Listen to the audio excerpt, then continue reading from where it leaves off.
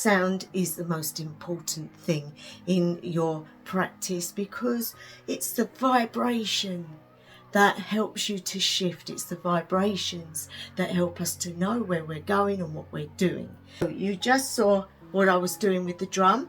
It was my daily drumming session to get my energies shifted and to bring in healing. I say healing because when I go for it in a big way, it is to bring that energy into myself as much as anything else. It's not just about shifting, it's about sound healing.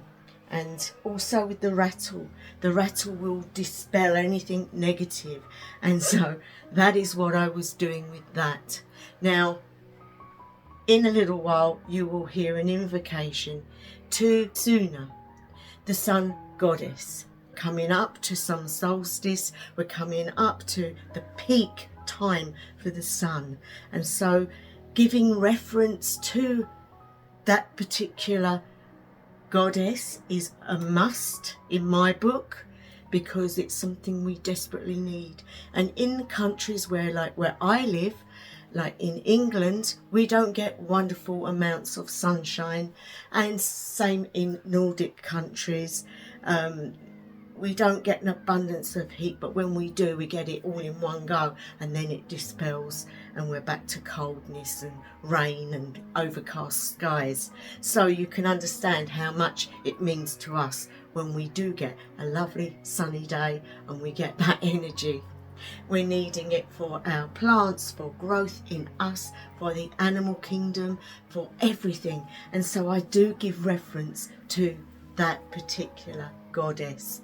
Now, you might have noted, if you're just coming in, that I mentioned the sun goddess, and you might be of a practice which says that the sun is male, a male influence, a male god. But we switch it round the other way. We have the sun goddess, Sunna, and we have the moon god, Mani. Sunna, be Ort iten, Licht and Licht bringeth, Summa und Sön, Ki Othor und Heilu, Skin et Ufa I Orten, Sveiges und sei Winsel Bliti I Eidi Sunna, Heilu und Heilig, Licht und Brech. Father, Soon, and Ort Day. So I wanted to talk today about healings, how we go about healing ourselves, because it's a good thing to do. And one of the first things I do is to shift. So yes, with the drum or anything that helps you to shift. You do that for a while and you get yourself in the right state of mind. Because as a Seder practitioner, I like to journey. I like to be with the otherworldly places. If you are helping other people, you will be giving off energy, and your personal energy. And so you need to keep that topped up like a car with petrol. You need to make sure that you are okay, otherwise you won't be able to help others. Now, I do a lot of healings that I go in journeying and I pull out, or I sew up, or I do something in that with the person that's involved within the path working. And it can be quite intricate, and it is a really good way of healing. But for myself, I would go in a place that is how I feel that day. It might be that I need to be in a quiet place, or it might mean that I want to be in a noisy place. It might even mean I need to be surrounded by nature. But not always. You don't always have to do that. For example, you could be happy laying on your bed, or you could be happy sitting in a soft chair, or in a deck chair in your garden. Anywhere that you feel is great for you, and that is fine. get yourself in the mindset of what it is you actually want to achieve. What type of healing are you going for? Do you want something just to give you strength that day? So I like to pull a rune, and so what I do is I get my runes and I seek Odin or Freya for this, and I will just put my hand in and I will seek and ask and say, Freya, Odin, I come this day, I need to know what it is that you will aid me with in my healing session. Will you please help me to find it? Now, I like to stick my hand in the middle and then just go like that. Sorry, it's noisy, guys, but you just go round and round and round and round until you feel it's okay, and you just say now, and you pick the one that's under your finger. And I have strength. Now that is cool. So we have Uruz. I'm going to bring that up. We have Uruz. Now Uruz is strength, and strength comes in many forms. You might need strength for a health issue, or you might need strength for a financial issue, or a family issue, or work issue. There are so many issues that this can be talking about, so you will know what that will mean for you. Now I know that this is for me, and it's for strength for my health, and that is something I'm going to be working for today. So thank them and put this on your altar. Okay, now if you want strength, you need to fixate yourself on all the things that you feel that means to you what strength is. So to me, strength is somebody who is strong in will, the will of the mind, the will of the body. People that are focused, and by being focused, you can achieve what it is you set out for. So the next step, and something that I always do, I like to block out my senses. So you can do it just lightly. You don't have to do it tightly. But by covering your eyes, you are stopping things from coming in. And it's your senses at the end of the day. So once you've done that, you get yourself settled into whatever position you want to do. Now you can do it on a bed. You can take that off now. You can lay on a bed. You can sit in a chair. You can, as I say, go outside. Obviously where you don't want to be seen by other people if you've got a blindfold on. So it's something that I find does help, because you're not going to be disturbed. Something walking past you, or a noise, or once you are in that state of mind and you've got your blindfold on, you are halfway there. You've been drumming, you're halfway there. Now, the next point you want to do is to go on a journey.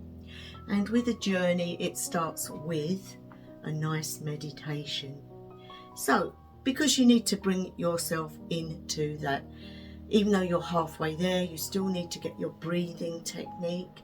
You still need to get yourself feeling relaxed, because when you're stiff and you're drumming, you're not relaxed. You need to get into that relaxed state. Open up your chakra systems and flush them through as you're going, so that they're open and can absorb whatever it is you're going to be putting in. Take a deep breath in through the nose and hold it,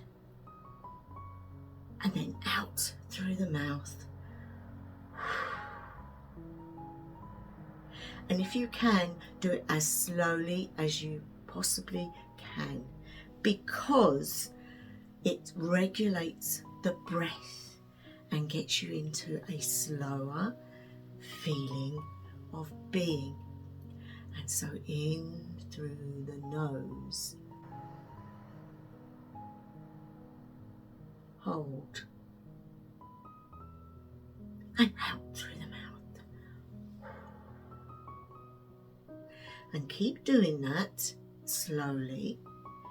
And we're going to visualize above you, in the middle of the universe, is a speck of light.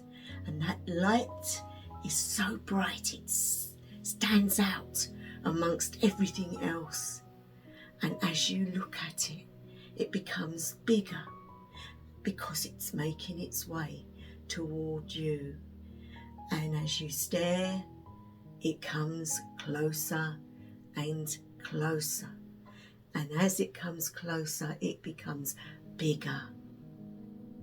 Eventually, you see it enter into wherever you are. In the house, it's coming through the roof. In the garden, it's coming through the trees. And it's there, hovering above your head, a big orb of bright white light. And it's coming down now into your crown chakra. And as it comes in, you feel that tingle and that warmth and the feeling of something growing and pushing out. And that is your crown chakra opening up to allow that to happen. Then, once you feel that, we start to feel the third eye, and that is a beautiful colour, indigo, and it is whatever shape you feel it is. Some people see an actual eye shape, some people just see a whirling colour pinwheel, and as you focus on it, it starts to grow. You might get a feeling of pressure just there between your eyebrows. And as it comes down to your throat, and that part is your throat chakra. And that is a beautiful blue. Try to visualize it around, I like to think of it like a butterfly, around the throat, like a choker. And it grows and expands. Now take a few seconds before moving on to allow all the sensations to grow on you and make you feel okay with it. You don't want to rush this, guys. Right, now we take another deep breath and we go down to the heart chakra. Now that can feel tight or fluttery, but it can also make you feel very emotional. And so as this grows, it will be the colours of pink or green or together, intertwined, and just feel the pulsation of the beat of the heart. And that is you and your emotions. That is your compassion and love. It is everything tied up together. Now, as we come down to the middle, I want to stop because I'm now going to bring energies up from down in the earth which is of life and growth and death, and everything in that earth is life but also death. And that energy will come up now through your feet and come up both sides of your legs in a dark brown colour. And as it comes up, it meets at the bottom of your spine and underneath, in between your sexual organs. So it's right as if you put a rod all the way through the body. It will be going through that part. As it reaches there, you might feel a little bit queasy because we have the Kundalini bin, I call it. It's just like a bin, and it holds all the debris and all the rubbish. And so as that energy comes up, you may feel a little bit queasy, as I said, but that will pass because we're going to get rid of it in a minute. We're going to lose all that rubbish. Now come up to the sacral chakra, and that is if you've got any issues with gynecological problems or anything to do with sexualities and all sorts of stuff to do that way.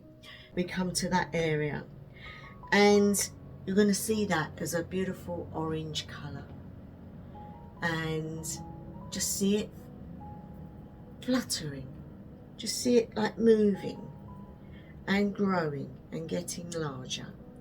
And then we're going to come to the solar plexus. Now, because I'm doing it my way, my Seder technique way, it is not bright yellow. It is a rainbow of colours. It is everything, because that's where your umbilical cord, spiritual and physical, comes from, that area. And that is the very stem of life. That is the point within. And so we see it as all the colours. And it's like a big ball of energy, and it's moving around. And you can see it growing. Now you might feel a fluttering and an excitement. You might feel like a surprised feeling even. But you know, because you can feel it. And it's a vibration. And it might be a high vibration or a low vibration, depending on you. So now we have all of these open. We want to cleanse them. We want them to be open for any healing. So imagine in front of you a big jug of cold water. And you pick that up and you pour it into your crown chakra. And it will go through every one of these chakras, down and then through your legs, down and out into the earth, because that's what's happening. You are cleansing everything. You are now grounded and cleansed. You can do the jug method as much as you want till you see the colours of these chakras become bright. When you get to the Kundalini, you physically think about emptying a bin. So you grab hold of it in your mind's eye and you empty it. And it will go with the water. It will go stroop into the earth and disappear. You then put it back into place. Now you forget about these. They're open. And that's when you can start to do your healing. Get another room, because now you've done that, you are in a different aspect, and so now you can get another message of what to do. So again, just go round and round and round, and then push into it and pick the rune that is nearest. Okay. Water. Lagos. Water. Okay, guys. And that fits with what you've just done, what you've just achieved, which is no surprise to me, but might be to you guys. So, water. Water is life. It's also knowledge and spirituality. Your health may need more water. Water as in physical water, or water as in spiritual water. So only you know where your strength needs to be. Is it in the physical? Is it in your spiritual life? I can divulge to you guys today that my doctor has now told me, because of my kidney disease, that I need to be drinking a little bit more fluid. Again, water. But also, you might be a person whose spiritual life is stagnating at the moment, and you might actually need that water to start you off again, to get your spiritual life on its road to recovery. So there you go, guys. So how do you do it, you say? Well, you've already opened up and you've got your runes. You know what it is you need to do. This is where you need to be talking to your guides or your deities, and you need to be in a two-way conversation. And what I would say is take a journey because you are in that state of mind, you know where you are, and I want you to now visualize going up 3 steps with a banister, something to hold on to, a handrail, and I want you to hold on to that handrail and visualize you stepping up onto the first step and then pulling your other leg up onto the step, and you say in your mind's eye, step 1, I am lifting myself to the place of enlightenment. And then you grab the rail again and you put your foot up onto it and pull the other one up. And when you are there, you say, I am lifting myself up to enlightenment. Again, we hold the rail and we pull ourselves up again onto the 3rd step. And when we're there, we say, I am in the place for enlightenment. Please will you join me to aid me.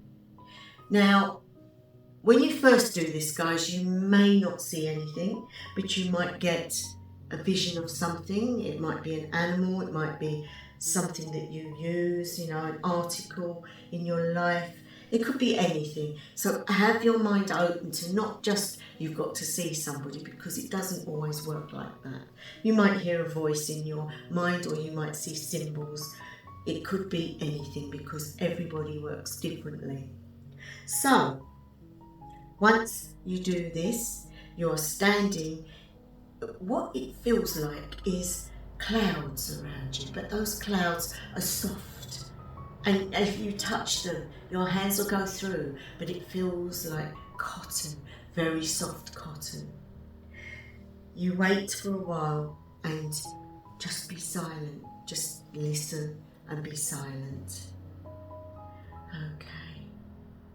Now, of course, because you've looked at the runes, you had to take your head scarf off. I meant to tell you that, guys. You can put it back on if you want for this part, but if you don't want to, you just take it off. I'm going to now take you through the clouds. I want you to feel where you are. You are floating because you're in the clouds, and you are feeling very light and very relaxed. Now a message will come to you in some way. You just have to be patient, and whatever it says, you need to put into practice. Now, as I'm standing there, my guides are with me, and they are showing me the sunshine, which is strength, which is growth. And so what I'm picking up from this is that in my mind, I'm fixed in what I do. I need to grow, I need to be stronger. So that is something I'm going to put into practice this week. I'm going to put everything to one side and do what I know it is I should do. And that will help me physically, spiritually. It's nice to be with your guides and that, and they will spend time with you. You will probably lose all time and not realise how long you've been there. They might even give you a gift. You might be shown something and be told to take it back with you. For those of you who are very mediumistic, you probably will chat away to your guides and you will learn things, and this is something that you do regularly. So it's just a way of practicing that is hard to start with, but once you get into it, you'll be fine. You'll get so much out of it. So now they're going to say, op it, you've been here long enough, and you will make your way back to the 3 stairs, and then we go down the stairs. Now you can go down backwards if it's easier with visualization, or you can go down forwards. And if you do, you hold on to the banister or the handrail, and you come down a step at a time. And as you come down, you say, I have received my enlightenment. And you come down again, I have received my enlightenment, and down again, I have got my enlightenment, and then you're back. Now, you don't want to hang around in this state for too long, so now is a time to come out of it, and so we have to see these chakras shut, and I always start with the ones that I finished with first, and so that will be the solar plexus. Now you know that that's all rainbows, so we're going to shrink it in our mind's eye. We're seeing it shrink and the light coming away from it down to your sacral chakra, and that is orange, and you just see it closing up to a pinprick. Down now to the horrible one which you had to empty, and that was dark brown, and that is your base chakra. And so we're going to see that cleansed, washed, and all lovely, and then small, put back, see it shrink, and we see the energy leaving your legs and going back into the ground. And once that's done, we now go to the heart chakra, and we start to see that feeling a lot lighter, a lot better, and we see the energy shrink and go to a pinprick, and then up to the throat, and again we see that butterfly effect, that choker come in and go into a small pinprick, up to your third eye, and see that also go back to a small, very small size, and then up to your crown. Now on the crown we see it lift from your head, and you watch it go back up to the universe, and that is your healing done. So shake your hands and shake all your body out, get yourself back, and then make sure you eat and drink something. Now that is how I do a self-healing session. You will practice in your own way, but this is just steps that you can do to aid yourself. Now people will say, you didn't do a protection round you. I'm always protected, guys, because every day my thoughts are on protection, and that's something that you can learn to do. You don't need to do a physical circle. You can say, I'm protected. You can put your own barriers up, but drumming, rattling, putting a candle on, putting incense on, they're all ways of protection. That's where I'm going to leave it today, and I hope you get something from this. I just wanted to share with you how you can help yourselves in your practice. It's not always about helping everybody else, because how can we help anyone else if we can't help ourselves? So I'm going to leave it there. Thank you to my new subscribers. Thank you to all those that watch regularly. If you are watching though, guys, and you're not subscribed, please do so, because the more people that subscribe, the more the videos can get out to those that maybe not have seen and could do with them. So I thank you in advance. Press the like button and share. I don't always ask you guys to do that because I don't think it's necessary, but once in a while I do. I hope you're all well, hope everything is great, and I will be back again next week with another video.